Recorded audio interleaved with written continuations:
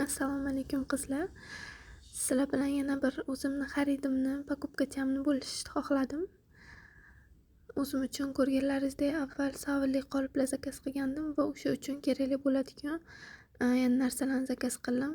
Savinga ishlatiladigan, ya'ni har xil barglar, o'zimga mana bunaqa provolka oldim qizlar. Bu birday izolonga ham, savinga ham kerak bo'ladi.